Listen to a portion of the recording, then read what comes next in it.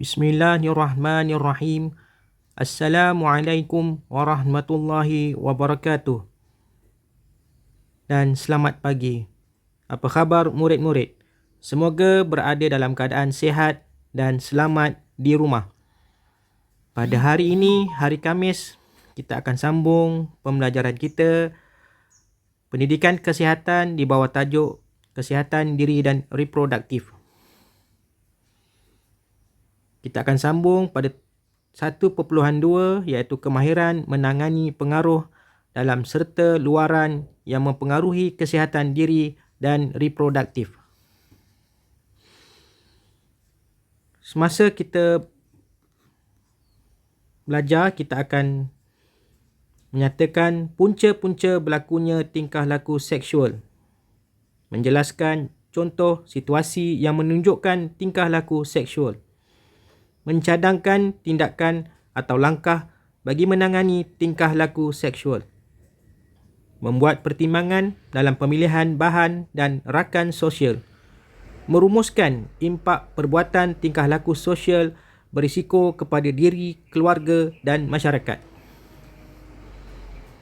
Remaja merasakan mereka bebas untuk membuat sebarang keputusan dan mempunyai hubungan yang erat sesama mereka.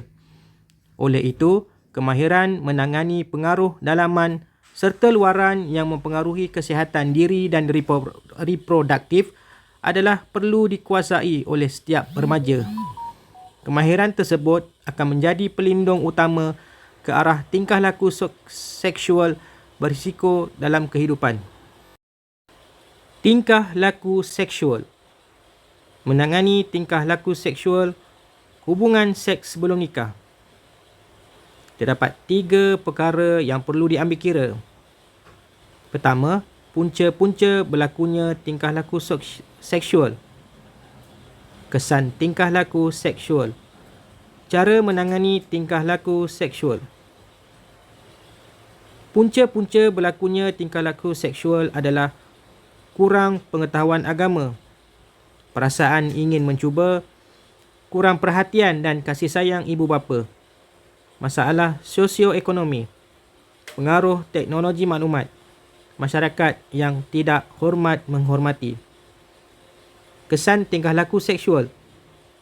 Akan berlaku penyakit jangkitan kelamin, hamil sebelum nikah, mengalami tekanan perasaan, mencemarkan maruah keluarga, hubungan keluarga menjadi renggang, bertambahnya masalah sosial, memupuk budaya yang tidak sihat.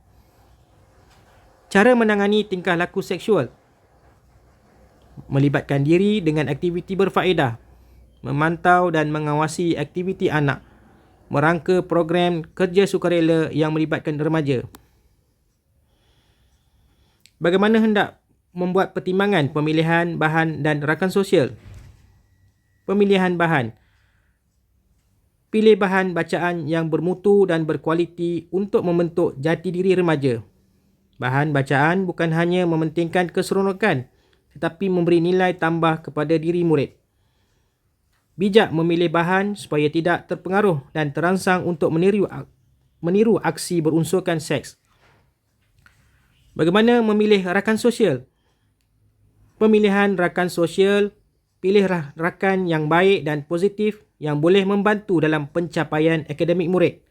Pilih rakan sebaya yang boleh berkongsi aspirasi, minat dan cita-cita dengan anda. Pilih rakan yang tidak terlibat dalam tingkah laku yang berisiko seperti merokok, mengambil dadah, alkohol, lumba haram, perjudian, hubungan seks sebelum nikah dan lain-lain. Apakah kesan tingkah laku seksual? Kesan ada 2. Kesan positif dan kesan negatif. Bagaimana kesan positif memberi kesan kepada individu, keluarga dan masyarakat? Kesan positif kepada individu.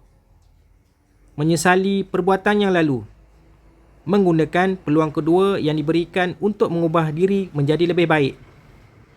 Kesan positif kepada keluarga. Memberikan sokongan moral kepada pelaku. Mendidik, memberikan tunjuk ajar dan menasihati pelaku supaya tidak mengulangi perlakuan tersebut. Kesan positif kepada masyarakat, memberikan sokongan moral kepada keluarga pelaku, menghulurkan bantuan jika diperlukan. Bagaimana kesan negatif kepada individu, keluarga dan masyarakat? Kesan negatif kepada individu, mengalami tekanan perasaan atas perbuatan yang telah dibuat.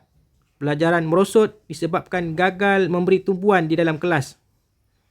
Kesan negatif kepada keluarga, hubungan kekeluargaan menjadi renggang kerana gagal berkomunikasi sesama ahli keluarga. Nama baik keluarga tercemar kerana gagal memberikan didikan yang baik untuk anak. Kesan negatif kepada masyarakat, wujud tanggapan negatif masyarakat kepada keluarga pelaku. Bertambahnya masalah sosial dalam kalangan masyarakat. Berikut adalah latihan pengukuhan. Yang pertama, apakah tindakan bijak yang boleh dilakukan oleh Wani untuk menolak pelawaan rakan lelaki tersebut? Wani, kamu nak ke mana tu? Marilah lepak. Ish, tak mahulah. Ibu saya akan marah kalau saya pulang lewat. Yang kedua, Carmen telah diganggu oleh rakannya Lawrence di sekolah. Kebetulan Cikgu Faris mendengar jeritan Carmen dan menegur Lawrence. Adakah tindakan Carmen itu berjaya menyelamatkannya? Bincangkan. Carmen, sini kejap. Cikgu. Hey Lawrence, kamu buat apa? Rumusan. Kemahiran membuat keputusan dalam konteks kesihatan diri dan reproduktif amat penting dikuasai oleh murid. Kemahiran membuat keputusan pencegahan tingkah laku seksual sebelum nikah. Pelan tindakan mengelakkan diri dan ahli keluarga daripada terjebak hubungan seksual. Jangan biarkan orang lain memaksa dan melakukan hubungan seksual sebelum nikah. Tubuh anda adalah tanggungjawab anda menjaganya. Lakukan aktiviti berfaedah seperti bersukan atau bersenam. Aktiviti berkaitan pencegahan tingkah laku seksual sebelum nikah menghasilkan risalah bermaklumat dan bergambar. Menghasilkan poster berkaitan tindakan mengelakkan diri terjebak dalam perhubungan seksual sebelum nikah. Melakukan aktiviti yang berfaedah. Bagaimana menangani tingkah laku seksual? Hubungan seks sebelum nikah. Terdapat 3 perkara yang perlu diambil perhatian. Punca, kesan dan cara menangani. Apakah punca berlakunya hubungan seks sebelum nikah? Yang pertama, kurang pengetahuan agama. Perasaan ingin mencuba, kurang perhatian dan kasih sayang ibu bapa. Masalah sosioekonomi, pengaruh teknologi maklumat. Masyarakat yang tidak hormat menghormati. Apakah kesan jika melakukan perkara yang tidak diingini? Penyakit jangkitan kelamin, hamil sebelum nikah, mengalami tekanan perasaan, mencemarkan maruah keluarga. Hubungan keluarga menjadi renggang. Bertambahnya masalah sosial, memupuk budaya yang tidak sihat. Bagaimana cara menanganinya? Melibatkan diri dengan aktiviti berfaedah, memantau dan mengawasi aktiviti anak, meraka program kerja sukarela yang melibatkan remaja.